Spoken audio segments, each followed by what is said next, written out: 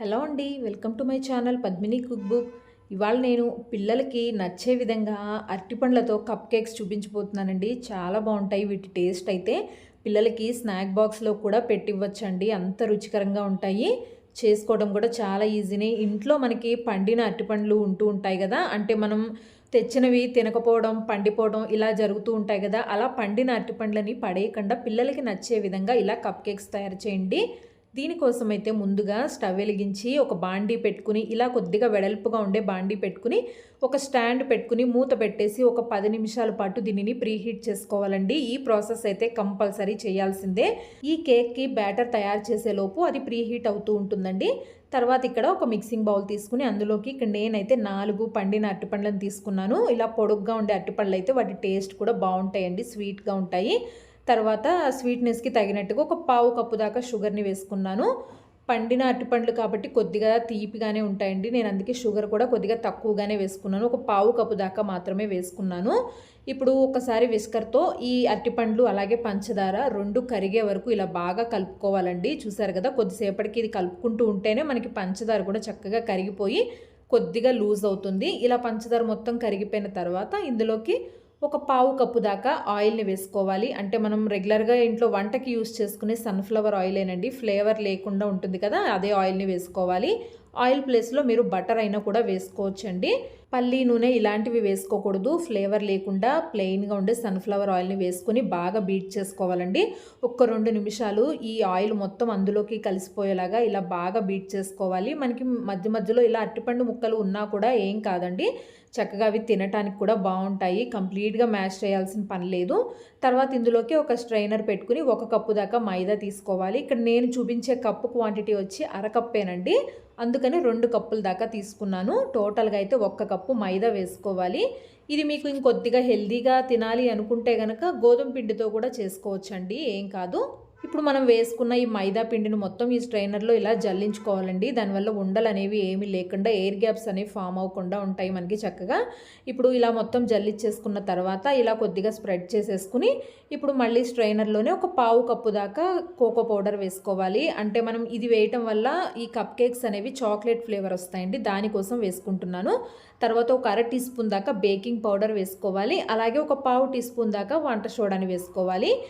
తర్వాత ఒక చిటికెడు ఉప్పుని వేసుకుని ఇప్పుడు వీటిని కూడా జల్లించుకోవాలండి. కోకో పౌడర్ వేసుకోవటం వల్ల మనకి కప్ కేక్స్ అనేది చాక్లెట్ ఫ్లేవర్ ఉంటుంది. పిల్లలకి చాక్లెట్ ఫ్లేవర్ అంటే ఎక్కువ ఇష్టపడతారు కాబట్టి నేను వేసుకుంటున్నాను.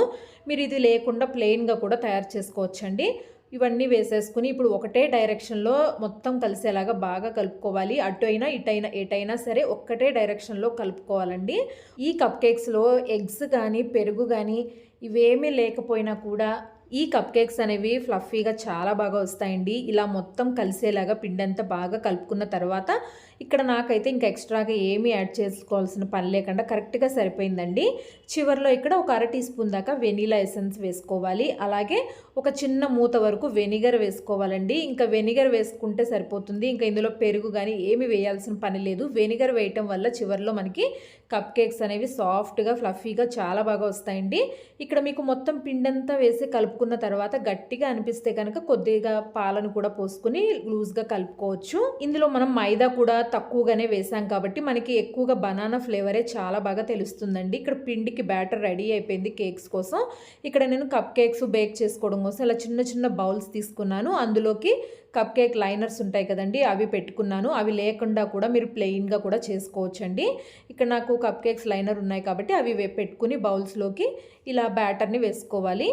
ఎగ్స్ పెరుగు ఇవేమీ లేకపోయినా ఒక చిన్న మూతడు వెనిగర్ వేసుకుంటే చాలండి, కేక్స్ అనేది చాలా బాగా వస్తాయి. ఏ కేక్ అయినా కూడా ఎగ్లెస్గా తయారు చేసుకున్నది ఏదైనా కూడా పెరుగు లేకపోతే కనుక వెనిగర్ వేసుకోవచ్చు. ఇలాగే అన్ని కప్ కేక్స్లోకి మనం బ్యాటర్ మొత్తాన్ని వేసేసుకుని పక్కన పెట్టుకోవాలి. ఇప్పుడు ముందుగానే మనం ఆల్రెడీ కడాయి పెట్టుకుని స్టాండ్ పెట్టి ప్రీహీట్ చేస్తున్నాం కాబట్టి ప్రీహీట్ చేయటం వల్ల మనకి కప్ కేక్స్ అనేవి చాలా తొందరగా బేక్ అయిపోతాయి.